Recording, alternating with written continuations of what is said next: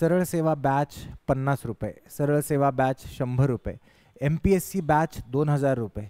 ह्या प्रकारच्या खूप तुम्ही ॲडव्हर्टिजमेंट बघितले असाल.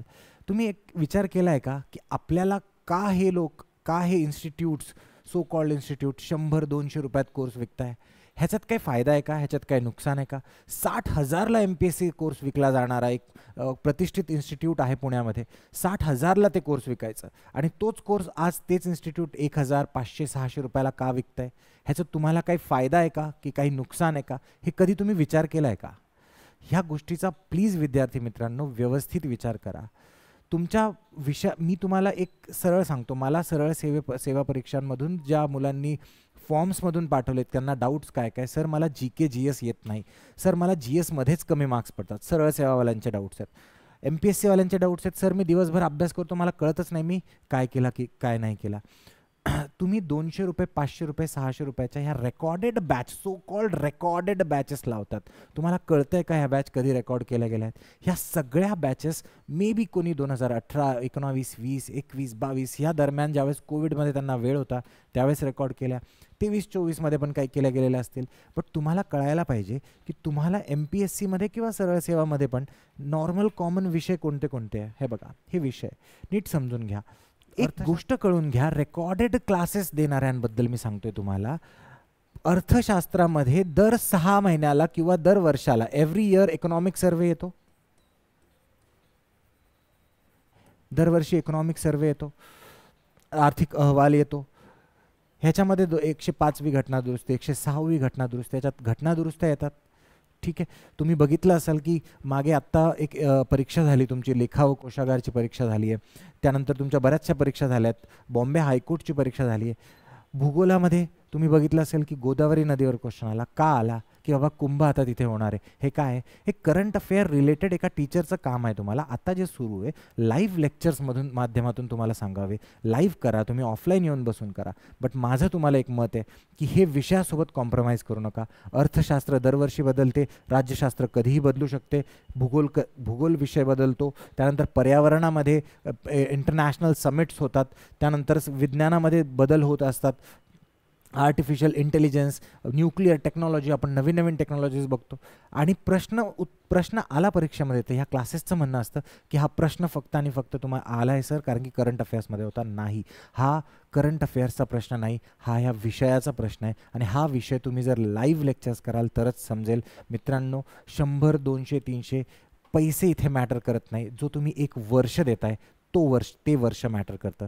सो प्लीज ह्या ट्रॅपमध्ये पडू नका. काही सर आहेत जे 17 रुपयाला कोर्स 14 तारखेला, 14 रुपयाला 15 तारखेला, 15 रुपयाला 16 तारखेला, 16 रुपयाला, ह्या ट्रॅप्समध्ये प्लीज पडू नका. ह्यांना आपण एक वेगळ्या दर्जाचे शिक्षक म्हणतो. हे शिक्षक नाहीच आहेत, हे प्रॉपर बिझनेसमॅन आहे. एक विषय शिकवायला, एक विज्ञान शिकवायला मला तुम्हाला कमीत कमी 45 लेक्चर्स लागतात, 30 लेक्चर्स लागतात. अर्थशास्त्र शिकवायला 45 लेक्चर्स लागतात. पॉलिटी शिकवायला जे राज्यशास्त्र आहे त्याला कधीकधी 60 लेक्चर्सही लागतात. मग हे लोक तुम्हाला काय शिकवत आहे, असं काय देत आहेत रेकॉर्डेड क्लासेसमध्ये? मी स्वतः पाहिलेत. ठीक आहे, मी स्वतः लेक्चर्स पाहिलेत, मी स्वतः विकत घेतो हे कोर्सेस की यार एक्झॅक्टली हे टीचर एवढे कसं काय तुम्हाला 50 आणि 100 रुपयात देतात. तर त्यामागे जी क्वालिटी आहे तिच्यासोबत डिटोरेशन होतं. तर म्हणजे तुम्ही एक विचार करण्यासारखी गोष्ट आहे की आपण आपला वेळ महत्त्वाचा आहे की पैसे महत्त्वाचे या क्षणाला. ठीक आहे, वन टाईम इन्व्हेस्टमेंट तुम्ही करता, एकदाच क्लास लावता. तुम्ही 1000 रुपयाचा क्लास लावला तरी तो एकदाच लावाल, तुम्ही परत तो क्लास लावणार नाही त्या गोष्टीचा. ठीक आहे, सो ऐका, जे कोणी नवीन स्पर्धा परीक्षेमध्ये येत आहे तर ह्या ट्रॅप्समध्ये फसू नका. 100 रुपये, 500 रुपये, 1000 रुपये, 10,000 रुपये. मी तुम्हाला एक क्लासचा director, as a director of Sangam, मी तुम्हाला एक गोष्ट सांगू शकतो. इतिहास जर मी शिकवायला घेतला तर इतिहासामध्ये इतिहास जर घेतला तर त्याच्यामध्ये एन्शंट आहे, मध्यमयुगीन आहे, मॉडर्न आहे, आधुनिक आहे, त्यानंतर आर्ट अँड कल्चर आहे, त्यानंतर पोस्ट इंडिपेंडन्स आहे, त्याच्यानंतर जगाचा आहे. एवढे मोठे इतिहास आहे. हे सगळे इतिहास तुम्हाला शिकवण्यासाठी, जरी सरळ सेवेसाठी नाही पण MPSCसाठी हे विषय आता आहेत तुम्हाला. आणि जर तुम्ही हे विषय करायचं जर म्हटलं किंवा याच्यातलं फक्त मॉडर्न करायचं म्हटलं तर मला एका इन्स्टिट्यूटला ॲज अ कोचिंग इन्स्टिट्यूट स्पष्ट सांगतोय जवळजवळ 20 ते 25 हजार रुपये खर्च येतो. ठीक आहे.